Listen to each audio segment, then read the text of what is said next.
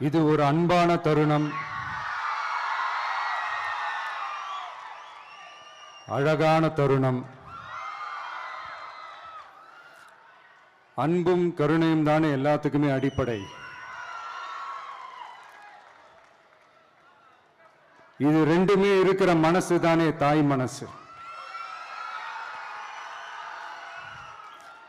நம்ம தமிழ்நாட்டு மண்ணும் அப்படிப்பட்ட ஒரு மண்ணு தானே, தாய் அன்பு கொண்ட மண்ணு தானே.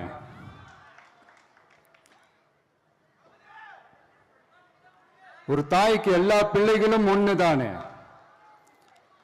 அதனால பொங்கல், தீபாவளி, ரம்ஜான், கிறிஸ்மஸ்னு இந்த மாதிரி எல்லா பண்டிகைகளும் எல்லாரும் சந்தோஷமா ஷேர் பண்ணிக்க கூடிய ஒரு ஊரு தானே நம்ம ஊரு. இங்க வாழ்க்கை முறையும் வழிபாட்டு முறையும் வேறு வேறுனாலும் நாம் எல்லாருமே சகோதரர்கள் தானே. அதனாலதான் நம்ம அரசியலுக்கு வந்ததுக்கு அப்புறம் கடவுள் நம்பிக்கை உண்டுன்னு அறிவிச்சது ஏன் தெரியுமா? உண்மையான நம்பிக்கை தான் நல்லிணக்கத்தை விதைக்கும், மற்றவங்களோட நம்பிக்கையை மதிக்க சொல்லி தரும். எஸ், அப்படிப்பட்ட ஒரு நம்பிக்கை இருந்துட்டாலே போதும், எப்பேற்பட்ட ஒரு பிரச்சனைகளையும் ஜெயிக்கும். அது மட்டும் இல்ல,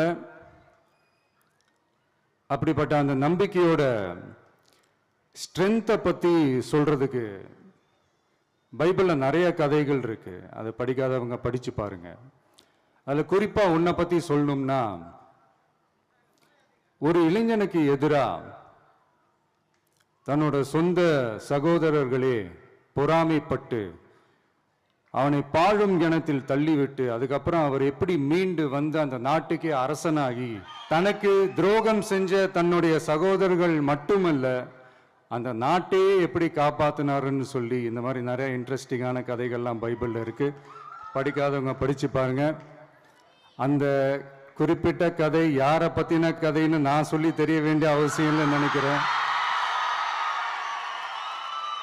அது உங்க எல்லாருக்குமே நல்லா தெரியும். ஸோ இப்படிப்பட்ட கதைகள்லாம் நமக்கு எதை உணர்த்துது அப்படின்னா, கடவுளுடைய அருளும் மக்களை மானசீகமாக நேசிக்கிற அந்த அன்பும் அதீத வலிமையும் அதுக்கான உழைப்பும் இருந்துட்டாலே போதும், எவ்வளவு பெரிய ஒரு போராட்டமோ ஒரு போரோ இல்லை எதிரிகளையோ ஜெயிக்கலாம் அப்படின்றது தான் இந்த கதைகள்லாம் நமக்கு உணர்த்துது. இந்த விழாவில் நான் ஒரு உறுதியை ஒன்று கொடுக்குறேன்.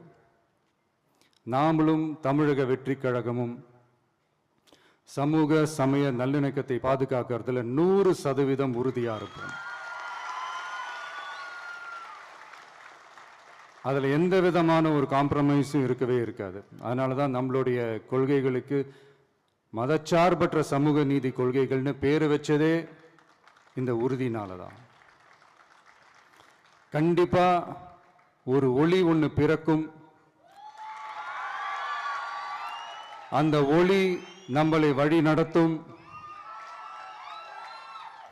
இங்க வந்திருக்கும் அருளாளர்கள், அன்பர்கள் அனைவருக்கும் என்னுடைய கிறிஸ்துமஸ் நல்வாழ்த்துக்கள். அனைத்து புகழும் எல்லாம் வல்ல இறைவனுக்கே.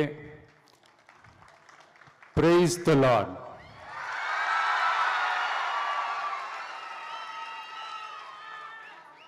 கான்ஃபிடென்ட்டா இருங்க, நல்லதே நடக்கும், வெற்றி நிச்சயம். என் நெஞ்சில் குடியிருக்கும்